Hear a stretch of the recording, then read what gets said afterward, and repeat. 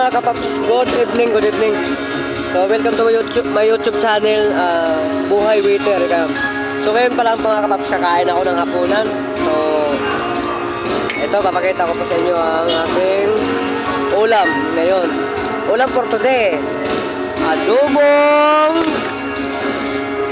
manok. Yan. So ako, di ko talaga hilig na kumakain ng adobong manok. Kasi medyo ano nga yung mamantika.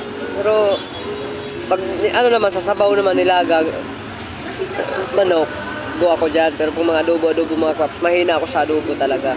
So totoo lang. So kakain pa rin ako kasi ulam pa rin yan eh.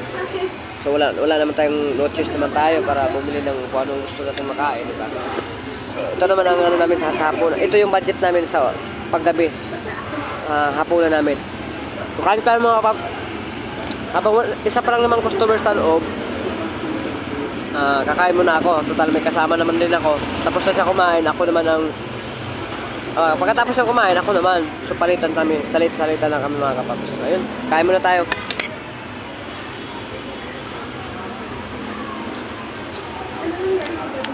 Malasa siya mga kapaps kasi may pagkaanghang, matamis na medyo malatat ang konti. Sakto lang.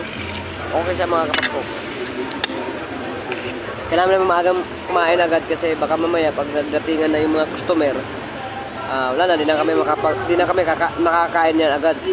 So madaling araw na ang hapunan. Hanggat maaari maaga pa lang kumain na kami.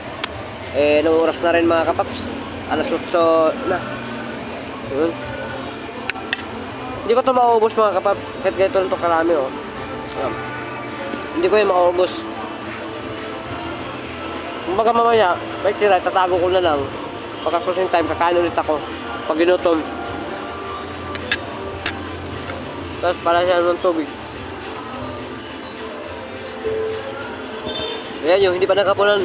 Kain po tayo. Sabay tayo kakain mga kapaps.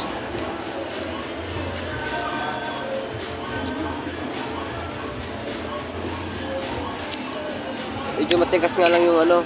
Kasi bandang leg yung sa akin request mga kapaps, sa leg talaga ng manok. Ayun, nagipag ko eh. Makulit din itong pusang to sa katabi ko eh. Kaya ako na lang. Mukbang tayo. Mukbang adobong manok. Pasensyahan nyo na, talagang ito ay may damage sa itong ngipin.